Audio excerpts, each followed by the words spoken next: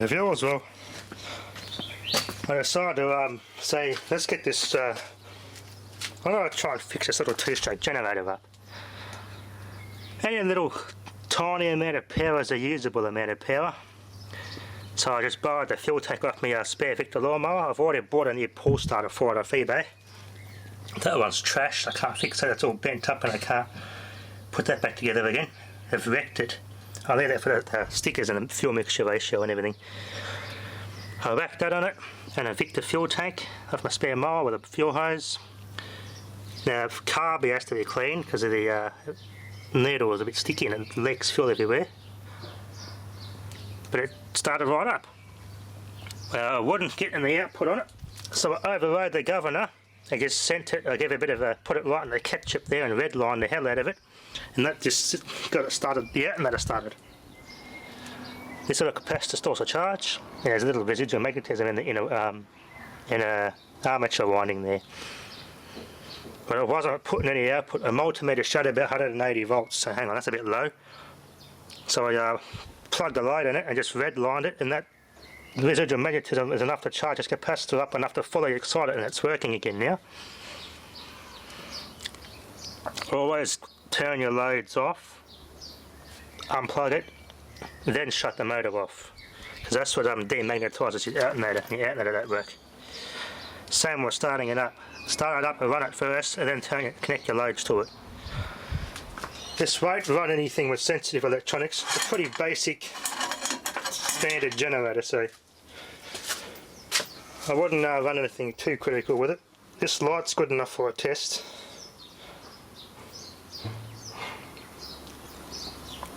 I did my multimeter up and check everything, make sure the frequency's right and everything. They run the LED light alright, but that generator's not really designed for anything crucial, so just keep that in mind when you're doing that. You could end up blowing something up, so I don't really want to damage a power supply in that light if that's the case. I only ran it for like 10 seconds or so it wasn't very long. So we'll do a frequency check, we'll do a quick check with this light hooked up to it. 650 watts is not much usable power at all, that's absolute bugger all.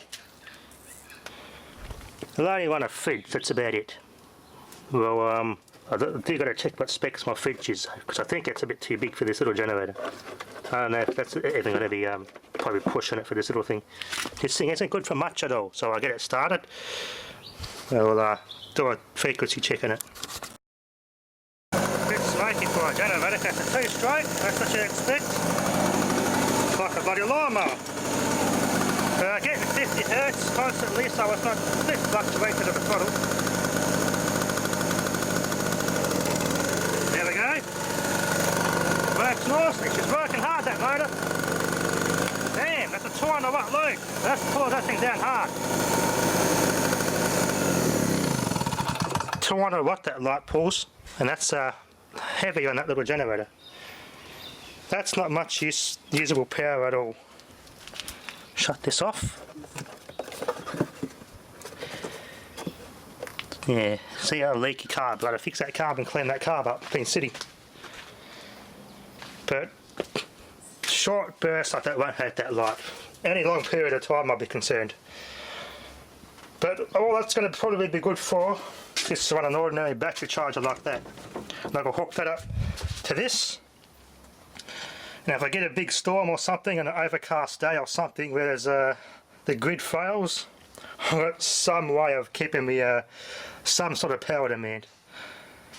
It will be a long, like running a fridge, computer, and my NBN and a TV, this will do it. For a long period of time, if it's depending how long the power's out for, I've hooked it up to an ordinary battery charger or two to run this. That's one method, or a more heavy demand sort of a method that will give you some more power for big loads. I'm going to hook this alternator up onto my other Honda motor. I'm going to stick it all on this. I'm going to make another frame up for this in the motor, for the electric motors. I'm going to put the alternator on other Honda motor on there. I'm going to use that alternator to charge those batteries. And that'll be a constant 90 amp going into that for big loads if the power's out for any period of time. This is good for sensitive electronics, so that's another plan.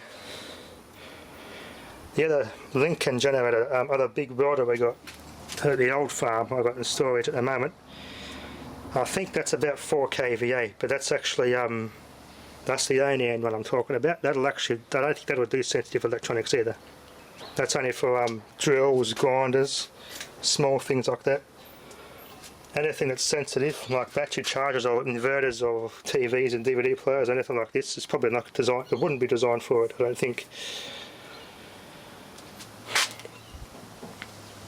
But this little thing's pretty good. It'd be good for little things, maybe a couple of incandescents, or halogen lamps, or a fluoro. Run a couple of fluoros with it. She ain't very powerful though. That's just too small, and it's not designed for sensitive electronics. What the bloody hell is the use of it? That's the trouble with Bunnings. It's junk.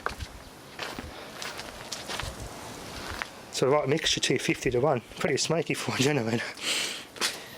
It runs pretty good.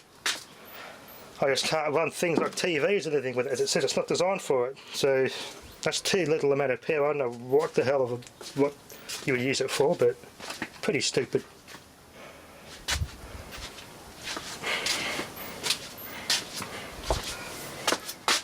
Anyway, that'll be enough for now. Thanks for watching.